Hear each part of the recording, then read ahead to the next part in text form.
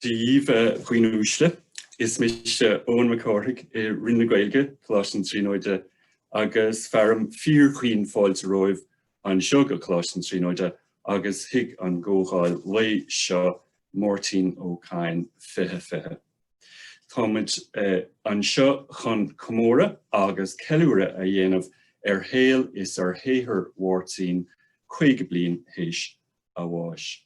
Táimid anna bhródúlas go raibh Máirtín ina léachtóir an seo Coláiste Tríonóide agus na olamh le Gaeilge an seo. Táimid anna bhródúil as an éireacht sin.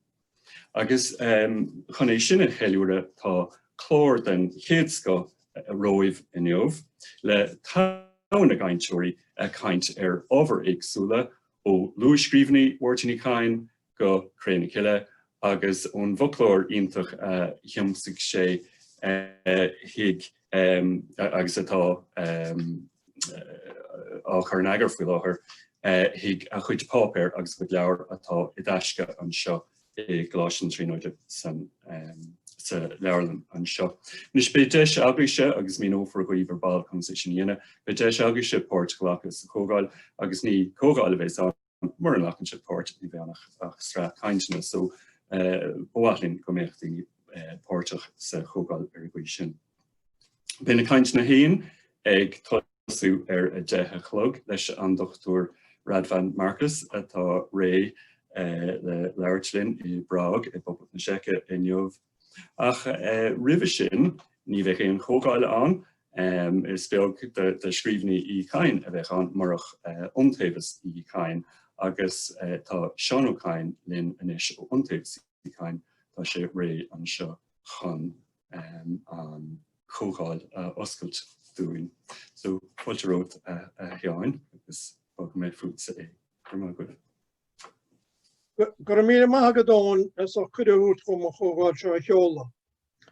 Má bhuachas freisin le Iontaobhas Uí Chadhain a leag go cuairm sin éana. Tá muncul Iscríneoir Máirtín Ó Cadhain básaí I leag bliain an 18 ar fóbhar sa Fáilte. Is cíimnachlam go má láhása sé. Bhí me gobad go daiche dára an nám agus bfuair me scéal bhaidir sin go se bás ar an naíche. Bhí sé tín le timppel sí seachtain I roimh sin. Chfuair me steach breanúir an ospidéal an bhaitir an teachtain roimh sin. San naonad díon chuirim a bhí sé. Díar me dí ceach I roise. Nach bhecinn tú ceach I bhfuil me an freigra fuair me. Is cíimnachlam freisin tróna lá nuáireach mé tú go a chorp ó warmh bhn an máthir go dtí sépéal rá garmh. Dis cóiste na marmh síos ag bár cheanóg fearnéil agus bégan na chun rámpur bhaid sin go dtí ardán fort an níalba go dánig mallart cóiste. Stoppa tachraid feanúméid ag ard defic an foist agus ag gataí Coláiste na Tríonóide le humás a úthó. Bhí tranglum tráchta lá na carach dá bhár an tróna céanna. In asc le heis na huail lá na sochraide ó céan ó héigeirtaí ardmhallachó agus dúirt gur bé an fearba bhú a bharscúas an Gaeltacht ó bhí éidir bhí chéile na Gaeltacht. Ó bhór scíneoirí a meas scíneoirí an domhan. I leite chuig an Irish Times lá céanna scríomh bhí léin I Coláiste na Tríonóide. Is bochte an náisiún éireannach, is bochte an náisiún Gaelach, is bochte muide bhí léin I néagmuis Máirtín Uí Chadhain. Is dó hé go ga mé rád íst mar a dúirt me go minic cheanna gur bé an gasúir agus a déagóra a bhí agam sa Máirtín. Bhí me fós na déagan ar I bhása sé. Bhíoh cinál Fáilte agus gágan roimh dús agus muid an gas róga, ag saca agus ag said a fún. A chuig muid tar héist hamil go b'né bailach a bhíige le bheith súgrilling. Bhí an chéan aganéid faoidir nuair a chuaim muid a daí ceartar. Fear barúil greanúr ar á féin grín go smirán. Agus sé héana agus a bhean mar I ní rudaí go dtíon teach sé againe ar go can glas a áid húchas, tí na ceag go chóirta sa bliain. Haine leis a hecht agus bhí laigh leis máile. Bhíoh té pecha don agus an blianta sin, agus éich sé héin agus Máirtín timpeacha searige chomóradh ach raibh na Gaeilge agus amantí eile go dtí chundaí eile go chodacht agus chofada le go deachláir freisin. Ag bailú béalaidis idir hánachas scéalta dáanta agus órán is móvídís. Ba sé timpeall gúna ngáil agus pártaí an eile go hócáide ag bailú freisin I deanta Mháirtín Uí agus fuháin chofada le inse gáil na Halban. Crealú Roinn go nábhar I bhhaile siad a trá chláracha I radio na Gaeltachta I mbliana 2000, sfraach orteideal bailúchan Uí Chadhain fi stúr Mháirtín Mac Cárthaigh. Beidir was Máirtín in 1965, dar muid wein chomóradh. Dar Máirtín wein níos móí mar bhí sí in na chrántacha go gcónaí. Múntear bunscoile a bheith Máirtín is scoil lorcáil am na mánach, agus bhain sí cáil amach ag múna rang na níáin sin. Bhí bhí chahamáint cheart a fan am léanta. Bhí héin fólam le tamáint sin agus ag tarintid na tí scóir. Agus sé chuid cloifi pellir fuid chunach muide, má head páric, mí ráthir colm gus mé héin.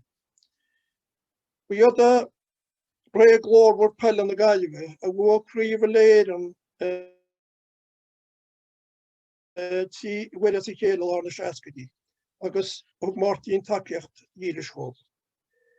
Is cymnachlam a dúirt chuig cloifi pelle go cosganhara, Ros Cumán, béal an na slua, agus stáide fíorsaí mór na trá.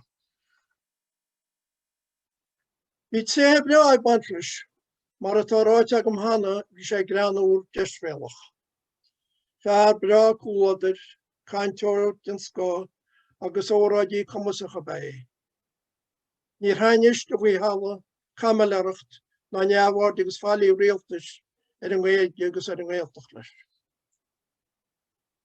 Waar Gaeltachta ó Roinn go sáile, hiúil sé na Gaeltachta ar fad sa tíirte chumá le Gaeltach na Halban.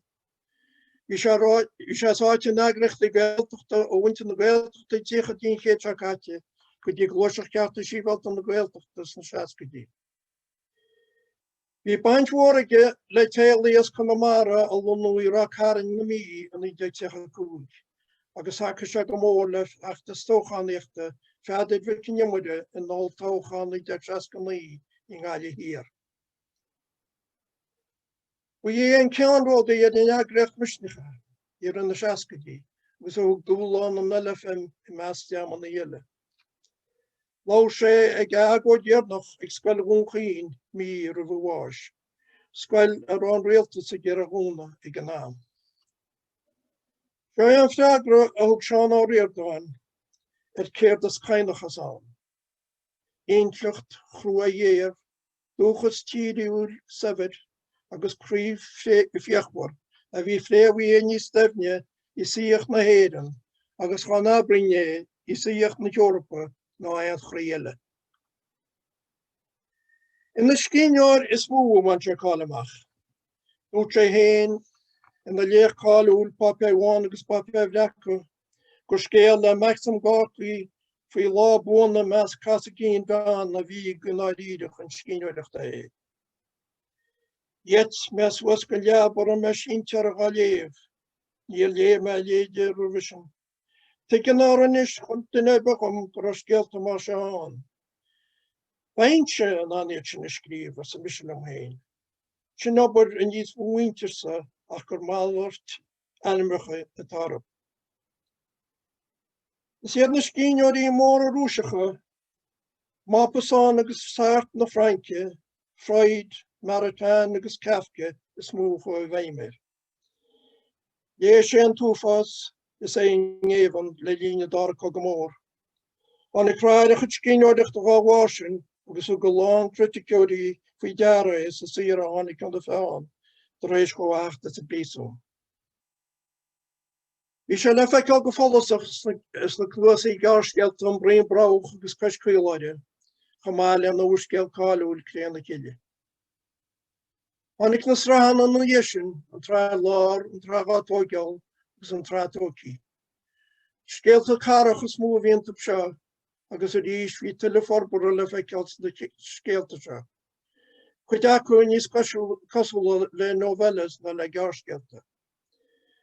Fáilte siúh pamphlet leis fao chósaí teangail agus políochta freisin I dtí dá líon, I déanta lécht cáúil bhfuil luma hana papéir bháin agus papéir reacu. Tá síoiste chun déag go léana ciile na sé fáil fa go dám, péra go sin na méla. Tháinig le an rúise seach mé máta teáte agus tá sé díalta amach anna héin. Tá na gearscealtas cáú leis an eistú go téan go béalach má le teanga chéile. Bei pléas a ggóháil seo chud na heiste chun sin ag galan titlaí agus Radvan Marcus. Is féidir a rá gur cínear dam den sé a bhfuil cáil I den náisiúnta baintteach ag go féire. Bhfuil de bunaíomh Iontaobhas Uí Chadhain I 1988 rinne mu cinenne a hír neamhhailtí a éisiú. Fáilte siúh cháúscead eile leis anúchan agus barbáir tamil an isin. Má le bailachan eistí agus colún in irisí agus an luchtáil. Fáilte siúh an Gaeilge bheith ó distant past má le bailachan órán agus léocht eile Wolftown. Bei folklór a bhhaile sé náithúchas agus airge fao chabbaidil ag go ggógáil seaniu ag Charlie Dillon agus ag Seán Ó Cadhain, agus atá á réiteach le fáiltiú ag gacad a bhrí go na héireann. Agus bei leabhar comhdháireachta Uí Chadhain atá chur an neagar ag Mícheál Ráordaí agus Máirtín Eoin. Fáilte sí ag leabhar agus le seoladh ag dead an na cógála seo ag Garor Denver.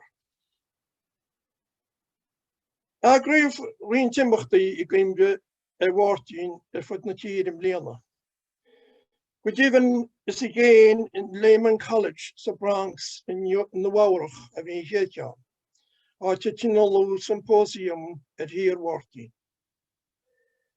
Tá circail idirnáisiúnta léthireachta agríthe ag muinteras ag léamh cléanna ciile a Zoom ó bhí mhárta seáite. Agus cána le a rá gearscealta gach réadúnach Zoom a ríist agríthe ag effic planala teangach a seaige. Deagra chlóir chonacht a ggóir le olscad na héan Gaeilge sa minar an idirnáisiúnta an le líne ag plé gearscealta an chéine. Bhí léach bliain túla Uí Chadhain agrin UCD a líne an teachtain seáite leis an nula fintáide brún. Agus tá an leagan radio go sé na ciile á 8 mhíle ríist radio na Gaeltachta fao hósa teachtain a seo go nolach. Leag Iontaobhas Uí Chadhain bláán leasc bhhain chaime I rilik chruk Jerome an nochtala déga ar fóbir. Chorm le a wasa sé leithia bianochan. Laud an talamh róí ó higén cailachan Iontaobhas as céan na hua, agus léh a dermini jalachóir Bernadette Uí Chadhain agus mé héin, tí jarscéal as Mháirtín leis an hócáide cheiliúradh. Bhí imachtaí chomóradh eile beartaí an Iontaobhas ar na bliana, go háirí sa spidéal. Ach go bhfar an chrón vírus bhí ar an iadach siar go dtíimní an teagain. Ba sé gceist cuimreachán buan á London go náid chúchas an net chalamara. Ba dealamh go Mháirtín comisiúnaí againn agus é le bheith site is ráidhhail an spidéal. Tá saoibhítí nar go Mháirtín ar gur gan glas ceanna againn óin ara. Tá pleanan in éiltóireachta agus féidireachta le dean an síomh. Féchant leis meallachas áramsú le a chuomhnú le nóbert amachchan seo. Tá feachtas tiomsaí airigid fiáin teolagainn leis an mhaoinú tá testa bhainneáil agus na pleanaí tar na bocáin a chuig lí.